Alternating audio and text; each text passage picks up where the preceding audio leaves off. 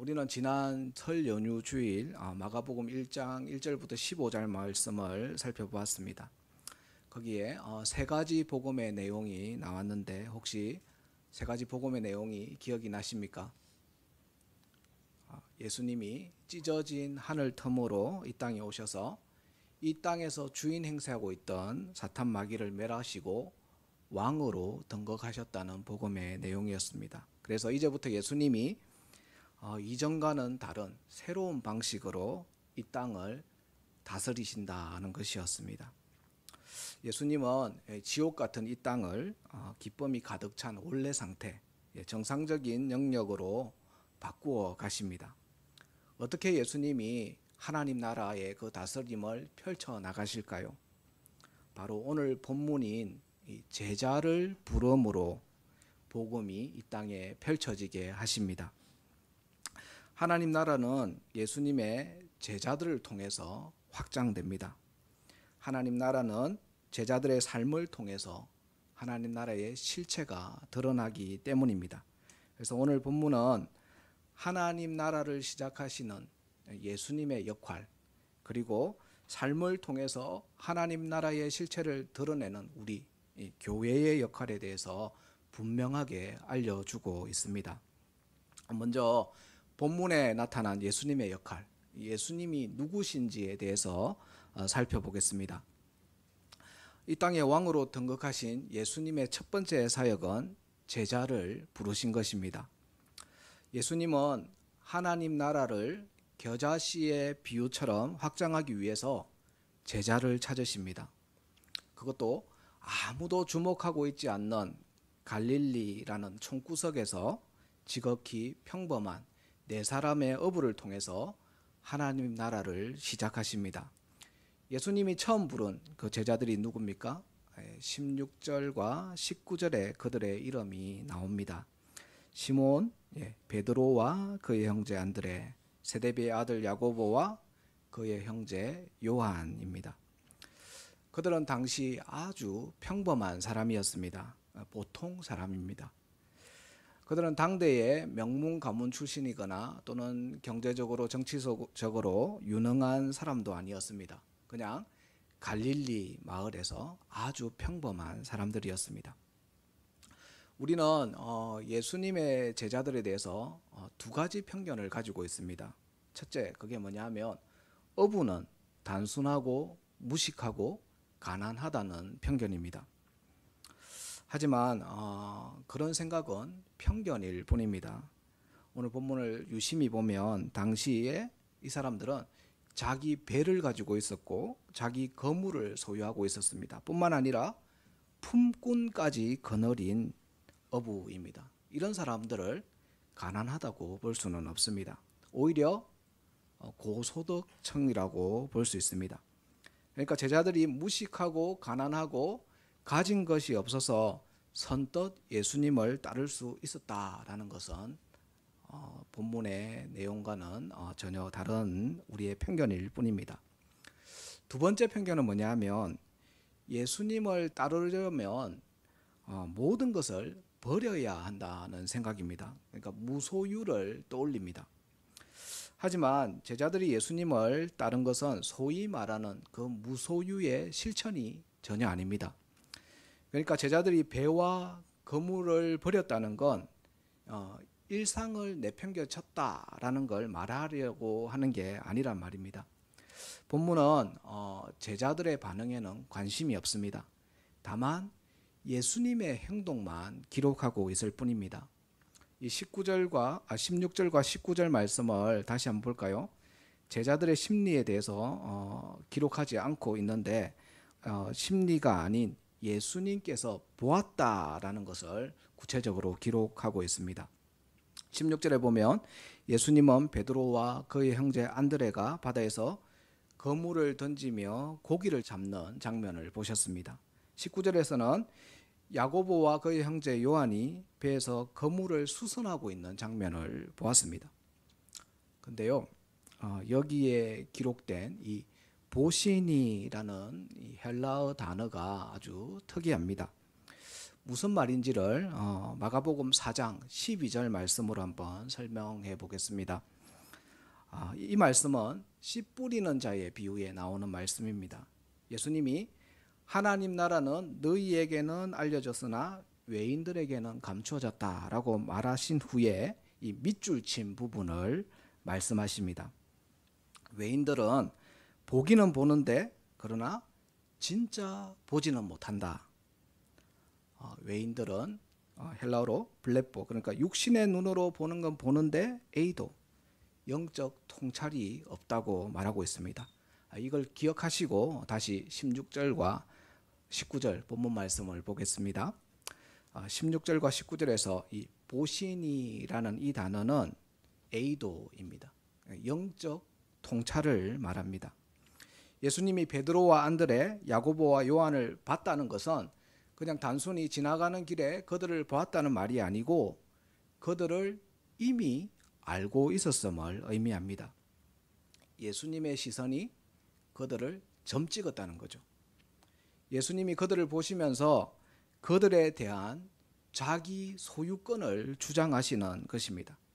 그러니까 여기서 보시니라는 단어는 내가 너의 주인이다. 예수님의 강력한 부르심을 의미합니다. 거부할 수 없는 부르심을 의미합니다. 이걸 신학적인 용어로 효력 있는 부르심이라고 합니다. 그러니까 예수님께서 보시니 그들이 즉시로 반응하고 순종하게 되죠. 이렇게 할 수 있는 분이 누굽니까? 예수님은 하나님입니다. 예수님은 하나님의 아들이기 때문에 제자들을 보다 깊은 차원으로 보실 수 있었습니다. 예수님이 제자들을 보시자 그 결과가 18절과 20절에 드러납니다. 그들이 예수님을 따랐습니다. 베드로와 안드레는 그물을 버려두고 예수님을 따랐습니다. 야고보와 요한은 배와 품꾼들을 버려두고 예수님을 따랐습니다. 제자들은 그저 따를 뿐입니다. 이때 이 제자들의 심리 상태는 중요하지 않습니다. 오직 예수님에 대한 전적인 헌신과 충성만 요구될 뿐입니다. 이처럼 예수님의 보심은 제자들의 의지를 압도합니다. 하나님이 예수님을 통해 나타나셨으니 인간의 어떤 주저함이나 머뭇거림이 즉각적으로 사라져 버린 것입니다. 예수님의 효력 있는 부르심은 제자들이 여유를 부릴 수 있는 시간조차 없을 만큼 강력한 하나님의 음성이었습니다. 우리는 이 장면을 통해서 예수님이 누구신지를 발견할 수 있습니다. 예수님은 하나님입니다.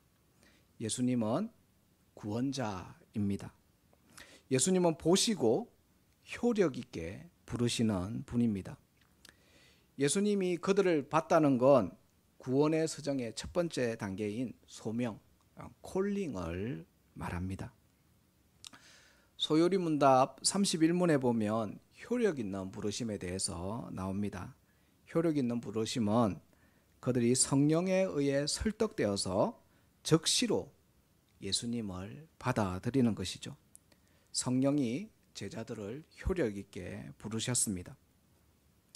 그래서 본문에서 말하는 예수님의 효력 있는 부르심은 모든 것을 다 버려두고 나를 따르라. 그러니까 하던 일 다 집어치우고 따르라 이런 말이 아닙니다. 여기서 말하는 효력 있는 부르심은 우리가 흔히 말하는 그런 제자도가 아니라 거절할 수 없는 구원의 선물을 의미합니다. 그래서 본문은 예수님이 제자들을 부르기 전에 보았다라고 기록합니다. 예수님이 그들을 설득해서 그들이 따른 것이 아니라 예수님이 그들을 일방적으로 구원하셨기 때문에 제자들이 따른 것입니다. 첫 번째 요지를 정리하겠습니다. 예수님은 제자들을 찾으심으로 자신이 누구인지를 알려주십니다. 예수님이 누굽니까? 예수님은 하나님입니다. 예수님은 구원자입니다. 예수님은 구원받은 자들을 불러 모아 하나님 나라를 확장하는 일을 시작하시는 분입니다. 지금까지 우리는 본문에 게시된 이 예수님이 누군지에 대해서 살펴보았습니다. 예수님은 효력 있는 부르심으로 하나님 나라를 확장해 가시는 분입니다. 다음으로 본문에 나타난 교회가 무엇인지, 구원받은 교회의 역할에 대해서 한번 살펴보겠습니다. 혹시 일타 강사라는 말을 들어보셨나요? 1등 스타 강사의 줄임말이라고 합니다. 그러니까 대치동이나 노량진에서 각 과목에서 매출 1등을 찍는 대표 강사를 지칭하는 말이죠. 이 유명 일타 강사는 누적 수강생이 1,000만 명이 가까이 된다고 합니다. 그러다 보니까 그들이 받는 연봉은 축구선수 손흥민보다도 높다고 합니다. 이처럼 좋은 선생이 있으면 학생들이 그의 제자가 되겠다고 줄을 섭니다. 하지만 오늘 본문은 선생님이 주도권을 가지고 학생을 찾아놨습니다. 예수님이 제자를 찾습니다. 예수님이 이렇게 제자를 찾는 방식은 2000년 전에 에클레시아라는 모임 방식입니다. 우리 교회도 에클레시아가 있죠. 신혼부부회를 에클레시아라고 합니다. 우리는 이 에클레시아의 뜻을 교회로 알고 있습니다. 그러나 이 에클레시아는 원래부터 교회라는 뜻을 가지지는 않았습니다. 에클레시아는 이 교회로 불리기 훨씬 이전부터 있었던 용어입니다. 고대 아테네의 민회에서부터 유래되었고 예수님이 이 단어를 취하심으로 그때부터 에클레시아는 교회로도 불리게 되었습니다. 예수님은 이 에클레시아라는 단어를 마태복음 16장에서 처음으로 채택하셨습니다. 내가 이 반석 위에 내 교회를 세우겠다. 내 에클레시아를 세우겠다는 선언을 하셨습니다. 이때부터 에클레시아가 교회로 사용되었습니다. 그러니까 하나님의 부르심에 백성들이 응답할 때 교회가 형성되는 것입니다. 민회, 이 에클레시아의 핵심 요건은 부르는 자와 부름을 받은 자가 있어야 한다는 겁니다. 예를 들어서 여기가 관악구니까 관악구청장이 이 관내에 있는 동장들에게 언제 어디서 모이라고 공문을 보냈다고 칩시다. 이때 부르는 자가 누굽니까? 관악구청장이고 부름을 받은 자는 동장들입니다. 그리고 이 부르는 자와 부름을 받은 자가 동시에 모여서, 그러니까 두 영역에 속한 자들이 모여서 함께 모임을 가질 때 그렇게 모여진 회를 민회, 에클레시아라고 합니다. 교회의 핵심은 부르는 자와 부름을 받은 자, 이 둘의 모임이라고 했습니다. 그런데요, 부르지도 않았는데 불렀다고 모이게 되면 어떻게 될까요? 그게 이단입니다. 예수님은 이단들을 부른 적이 없습니다. 그럼 누가 그들을 불렀나요? 그들의 교주가 불렀죠. 이만희가 불렀고 그들이 응답한 것입니다. 그래서 이단은 예수님의 에클레시아, 예수님의 교회가 아닙니다.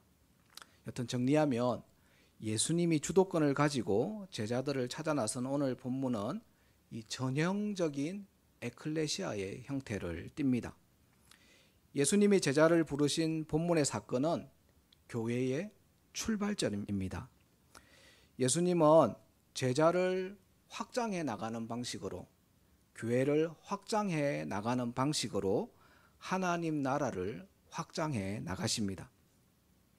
예수님은 제자를 찾은 후에 그들에게 역할을 주시죠. 바로 17절에 주어지고 있습니다.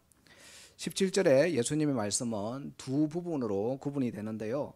나를 따라오라는 것과 사람 낚는 어부가 되게 하리라는 것입니다.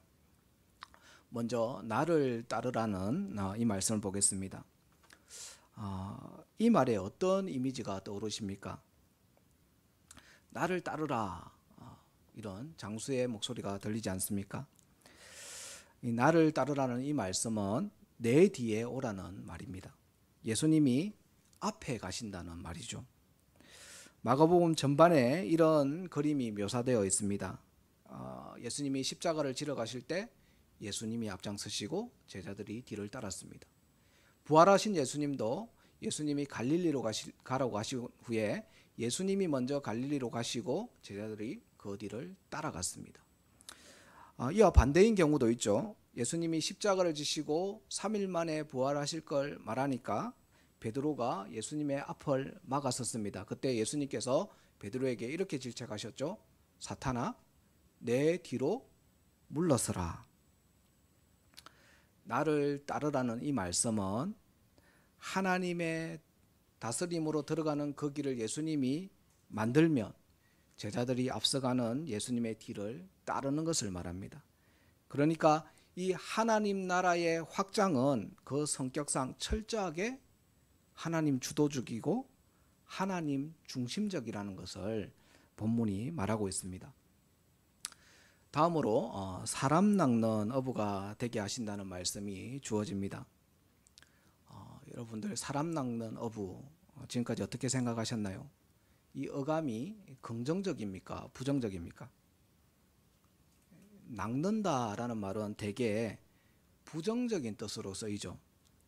광고에 현혹되어서 낚인 소비자, 다른 사람을 속여 이익을 빼앗는 어떤 사기꾼, 그런 이미지가 떠오르기도 합니다.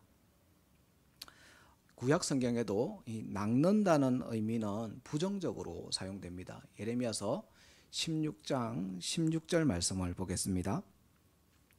여호와의 말씀이니라. 보라, 내가 많은 어부를 불러다가 그들을 낚게 하며 그 후에 많은 포수를 불러다가 그들을 모든 산과 모든 언덕과 바위 틈에서 사냥하게 하리니. 여기 보면 어부는 하나님의 심판의 도구입니다. 그러니까 어부가 물고기를 낚아 올리듯이 심판받아야 할 자들을 낚아 올립니다. 그래도 이 그물을 피해서 빠져나가 도망치는 자가 있으면 이번에는 포수가 그들이 숨은 곳을 사사시 뒤져서 사냥을 합니다. 그러니까 결코 피할 수 없는 하나님의 철저한 심판을 묘사한 것입니다. 정리하면 사람 낚는 어부는 사탄의 세력과 대항하는 하나님의 군대를 의미합니다. 사람 낚는 어부가 되게 한다는 말은 종말론적인 전쟁에 참여하는 것을 의미합니다. 영적인 전쟁에 참여할 군사를 징집한다는 말입니다. 그래서 사람 낚는 어부인 우리들이 모인 이 지상의 교회는 전투하는 교회입니다. 교회인 우리는 사탄과 싸우기 위해서 군인으로 징집되어 복무하고 있는 상태입니다. 세상을 주관하는 어둠의 세력과 싸우는 것이 교회의 본질입니다. 반대로 이런 싸움을 잊어버린 교회는 교회의 본질을 잊어버린 것이죠. 지금 우리가 살아가는 이 사회에서 정치인들이 정의 사회를 구현하자 이런 외침을 많이 합니다. 그러나 정치인들이 말하는 정의와 공의는 정치 구호에 불과할 때가 많습니다.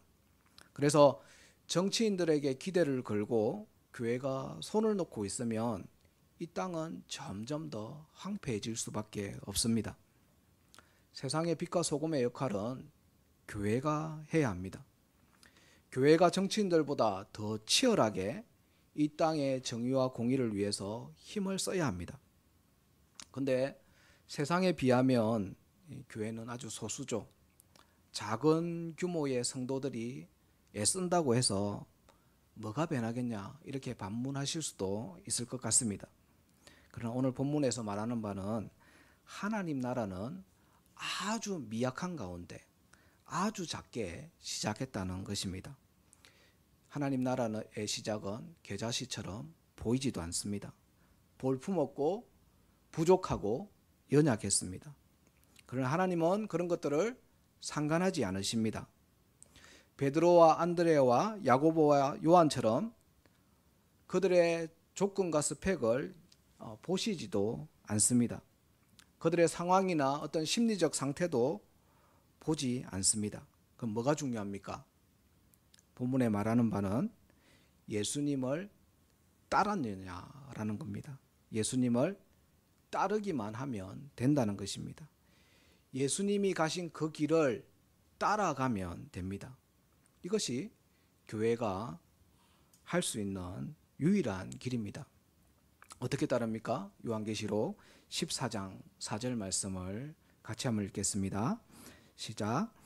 이 사람들은 여자와 더불어 더럽히지 아니하고 순결한 자라.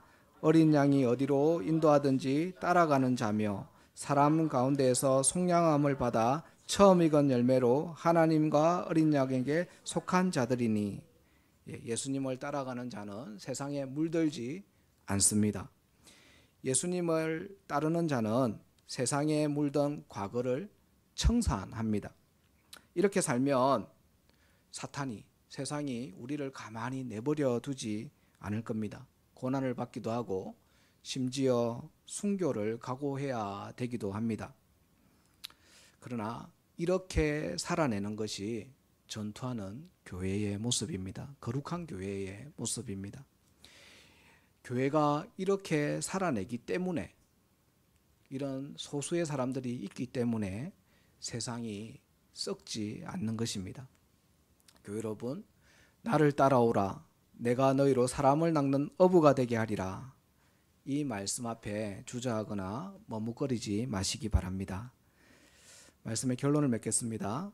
오늘 본문은 제자들이 주도권을 가지고 먼저 예수님을 찾아가서 나를 제자 삼아 주십시오 라고 하지 않았습니다. 제자들이 예수님에게서 일타 강사 같은 어떤 특별함을 감지하지도 못했습니다. 그와는 완전히 반대죠. 예수님이 주도권을 가지고 제자들을 보시니 제자들이 예수님을 따랐습니다. 이런 모습은 우리가 교회에 첫 발을 들인 것과 아주 비슷하지 않습니까? 우리가 예수님에 대해서 뭔가 특별한 것을 감지해서 교회를 찾은 것이 아니지 않습니까? 나의 의지와 상관없이 하나님이 일방적으로 불러주셔서, 하나님이 구원해 주셔서, 그래서 우리가 지금 교회의 일원이 되어 있는 것 아닙니까? 예수님이 우리를 왜 부르셨을까요? 예수님을 따르도록, 사람 낚는 어부가 되도록 부르셨습니다. 우리를 하나님의 군사로 징집하셨습니다. 영적 전투에 임하라는 것이죠. 세상의 빛과 소금이 되도록 정의와 공의를 행하도록 부르신 것입니다. 교회 여러분, 우리는, 지상의 교회인 우리는 전투하는 교회가 되어야 합니다. 교회의 본질을 잊지 마시고 구원자 예수님을 따라서 어둠의 세상 주관자들과 맞서 전투하는 교회가 다 되어지기를 간절히 축원합니다. 우리 함께 찬양하고 기도하겠습니다. 324장 예수 나를 오러하네 함께 찬양하겠습니다.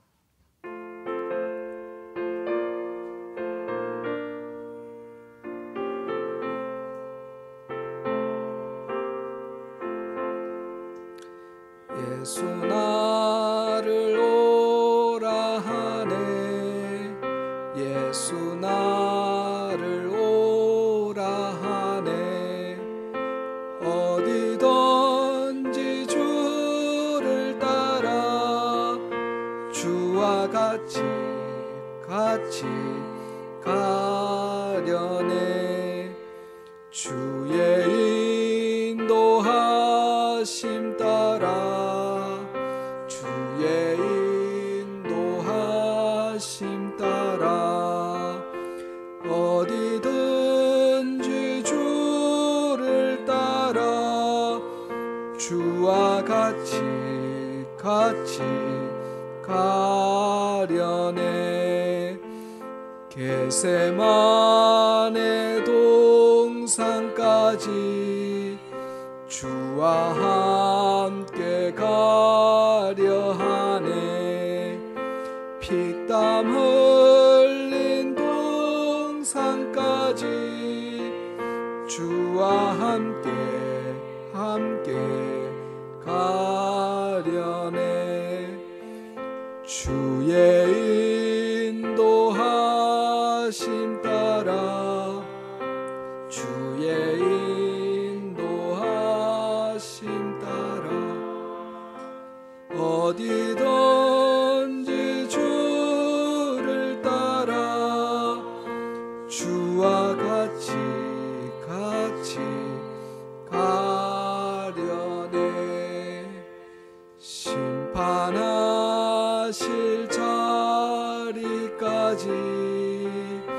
주와 함께 가려 하네. 심판하실 자리까지 주와 함께 가려네. 주의 인도하심 따라 주의 인도하심 따라 어디든지 주를 따라 주와 같이 가려네. 주가 크신 은혜 내려 나를 항상 돌아오시고 크신 영광 보여주며 나와 함께 가시네. 주의 인도하심 따라 주의 인도하심 따라